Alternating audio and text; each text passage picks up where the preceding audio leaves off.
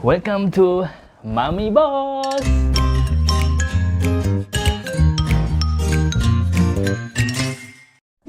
Ya, gua kemarin nonton film yang baru banget rilis di bioskop, ada di CGV, XX1 sama Cinepolis. Itu The Batman. Ya, ini dia The Batman. Gila. Durasi film ya, selalu tahu itu 3 jam, men. 3 jam anjir. Tapi worth it karena 3 jam itu kalau gue nggak ngebosenin ya, kalau gue ya. Dan kalau lu mau tahu cerita singkatnya, lu harus tonton Mami Boss sih. Ya, memang agak telat tayangnya karena gue telat juga sih nontonnya, kan baru ada waktu kemarin hari Kamis dan gue mesti take dan harus edit dan ya maklum lah. Dan gue akan cerita sedikit pemeranan siapa aja. Di sini ada Robert Pattinson yang sebagai Bruce Wayne atau Batman. Lalu ada Zoe Kravitz itu Selina, dan nanti gue akan ceritain Selina itu siapa. Lalu ada Paul Dano itu sebagai The Riddler atau Riddler. Lalu ada Jeffrey Wright itu sebagai James Gordon. James Gordon itu pasti lu inget, itu detektif temennya si Batman yang tukang nyalain lampu warning. Nah itu dia. Lalu ada John Turturro itu sebagai Carmine Falcone, dia yang main di Transformer yang sebagai agen rahasia itu. Lalu ada Andy Serkis, dia sebagai Alfred Pennyworth, itu asisten atau yang ngejagain si Bruce Wayne dari kecil, yang dia selalu ikut di rumahnya itu loh. Nah terus ada Colin Farrell, dia sebagai, lu pasti keren nih, dia sebagai Penguin. Dan sumpah gue pangling banget sama si Colin ini karena make upnya keren coy.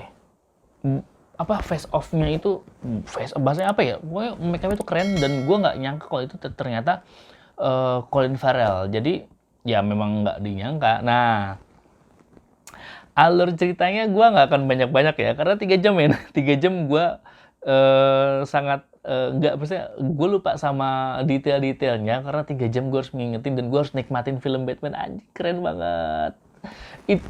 Ini film, nantilah gue akan ceritain lah bintang berapa yang akan gue kasih di film ini ya. Jadi Batman ini kali ini produksinya sih diproduksi sama DC Films. Gue bingung harus dari mana. Oke lah, gue langsung aja dari alur ceritanya. Gue nggak akan sedetail yang kayak sebelumnya ya, tapi ini 3 jam durasi yang sangat worth it menurut gue, dengan dengan suasana yang noir, terus agak mencekam, terus ada dramanya juga, aksinya juga banyak. Gue review kali ini bener-bener review filmnya keren banget, asli keren. Jadi kisahnya itu berawal dari pembunuhan wali kota Gotham City, yang pasti lo tau lah, yang pecinta film Batman ini Gotham City itu kayak apa. Jadi memang kotanya tuh gloomy gitu, jarang banget matahari. Sekalinya ada matahari diskon, bukan matahari itu, bodoh. Terus jadi pada saat dibunuh itu si Batman dapat kayak kartu ucapan yang dikhususkan untuk Batman, tapi di dalamnya isinya teka-teki. Nah, si wali kota ini dibunuhnya benar-benar sangat sadis ya. Dia dilakban full gitu. Dilakban full, terus kepalanya tuh pecah dipukul berkali-kali, bukan dikali-kali berpukul.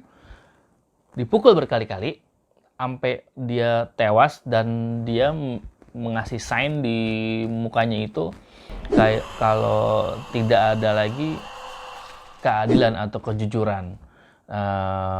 Penipu ya tetap penipu. Jadi dia, si pembunuh ini, memberikan clue atau teka-teki kepada Batman untuk mendapatkan siapa sebenarnya gue ini dan gue posisinya di mana gitu kan. Nah, singkat cerita, pokoknya Batman akan dan James Gordon dan kepolisian ini akan mencari teka-teki ini siapa pembunuhnya. Nah, pada saat mencari teka-teki dalam mencari pembunuhnya, si pembunuh ini membunuh petinggi-petinggi yang ada di Gotham yang penuh dengan korup. Jadi si pembunuh ini, si Riddler ini tidak suka sama petinggi-petinggi Gotham yang korup. Karena di Gotham City ini sangat korup, sangat kelihatan banget, ada narkoba di situ. Ya kayak Jakarta lah ya.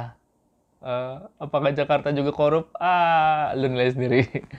Jadi ada tempat pelacuran, ada klub, ada narkoba, ada korupsi di Gotham City ini.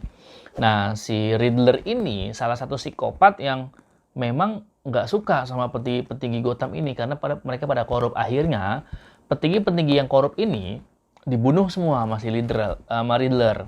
Nah, pada saat pembunuhan kedua, si Riddler sudah menayangkan di TV nasional. Nah, seluruh Gotham City tahu nih siapa si Riddler ini dan siapa yang dibunuh. Akhirnya dikasih clue lagi sama si Riddler soal buat si Batman. Nah, si Batman ini akhirnya juga mendapatkan ancaman ke rumahnya. Dan pada perjalanan pencarian siapa pembunuhnya, clue-nya siapa, si Batman ini atau Bruce datang ke klub salah satu yang terbesar lah. Ibarat kalau di Jakarta itu stadium, macam itulah. Iya, atau Alexis lah, seperti itu. Dan dia ketemu sama bosnya sih yang pemilik klub ini, namanya Penguin atau Oz. Nah, si Penguin ini jualan narkoba sih. Buka-bukaan aja gitu. Yang penting lu udah masuk klub, lu bisa pakai narkoba di mana aja, kapan aja, itu bebas banget. Dan di situ ada petinggi-petinggi di Gotham City. Si Batman udah curiga sama si Oz, tapi ternyata kenyataannya Oz nggak tahu apa-apa, gue nggak tahu apa-apa, dan gue nggak tahu itu siapa yang bunuh atau gimana gitu kan. Nah, pada saat si Batman datang ke Oz, ketemu sama cewek waiters yang menyangkut pautkan sama pembunuhan si wali kota Gotham City itu. Nah, si wali kota Gotham City ini si Riddler ini ngasih clue buat Batman kalau foto-fotonya bermesraan mereka, si wali kota ini ketemu sama cewek yang cantik dari Rusia namanya Annika. Nah, Annika ini ternyata temannya si Selina yang ketemu waiter sama, ya lu pasti akan bingung lah kalau penjelasan gue terlalu beribet ya. Pokoknya lu ya seperti itulah, pokoknya ketemu sama Selina yang waiters yang ketemu sama Penguin dengan Batman. Nah, si Batman ngikutin Selina sampai ke apartemen. Ternyata bener, Annika itu ada di apartemennya bersama Selina. Nah, akhirnya Selina marah, keluar. Ternyata Selina ini jagoan. Nggak jagoan sih, maksudnya dia juga jago bela diri, terus punya kostum sendiri. Kalau seandainya di komiknya mungkin ini Catwoman ya, tapi di film kali ini dia nggak jelasin kalau ini Catwoman, tapi hanya Selina aja. Tapi dari dia suka kucing, terus kostumnya, topengnya dia nggak secanggih Catwoman yang sebelumnya ya, tapi dia cuman pakai topeng kayak tukang villa gitulah, gini udah selesai. Cuman ya baju kulitnya tetap. Nah, cuman men, motornya keren banget, asli motornya keren banget ya. Kalau 1000 cc ada 4 silinder kayaknya, atau 500 cc deh, tapi keren, asli keren banget motornya. Klasik tapi keren gitu. Terus ketemu sama Selina, akhirnya si Batman sama Selina kerjasama untuk mencari pembunuhnya wali kota dan Annika. Nah, si Annika ini hilangnya diambil sama entah siapa, nanti di ending gue ceritain. Nah, setelah si Riddler ini menampilkan pembunuhan di TV, ngasih clue ke Batman juga, akhirnya Batman mencari. Nah, akhirnya ketemu benang merah nih antara si Bruce Wayne, Riddler, Annika, Falcone ini. Si Carmine Falcone ini ternyata adalah gembong mafia yang mengatur polisi, pengadilan, jaksa, dan mafia. Dia ngatur semua nih. Jadi kalau seandainya lu butuh apa-apa, mau bunuh siapa, itu ke Carmine Falcone dan lu akan beres urusannya. Nah, benang merahnya adalah ternyata si Riddler ini adalah anak asuh dari bukan anak asuh, maksudnya anak panti asuhan dari yayasan ayahnya Bruce Wayne. Gue lupa lagi namanya. Pokoknya Wayne Enterprise itu punya yayasan yatim piatu. Nah, si Riddler ini salah satu anaknya. Nah, anak panti asuhan ini dia dendam karena setelah sepeninggalan ayahnya Bruce, yayasan ini nggak diurusin. Nah, dia menagih janji renewal atau pembaharuan dalam kota Gotham City, bahwa dia sudah berharap gue sebagai yatim piatu akan menjadi orang yang benar. Ternyata setelah Bruce meninggal atau dibunuh, nah dia jadi nggak keurus, terus anak-anak panti asuhan jadi pecandu semua. Nah, dia menyusun rencana untuk menghancurkan Gotham City. Nah, terus ternyata si Selina ini adalah anak dari Carmine Falcone. Yang tadi gue bilang, dia gembong mafia. Nah, si Riddler mencari gembong mafia yang mengatur semua untuk korup. Yang mengatur polisi untuk mengamankan para petinggi Gotham City itu. Nah, si Riddler ini mencari siapa sih gembong mafia ini. Nah, dia memperalat Batman dalam teka-tekinya itu untuk menangkap si Falcone. Akhirnya Falcone keluar, ditembak sama si Riddler. Udah tuh, cari. Tuh teka-tekinya lu akan penuh dengan mistis lah di sini. Nah, si Carmine Falcone ini meninggal, si Riddler masa menang.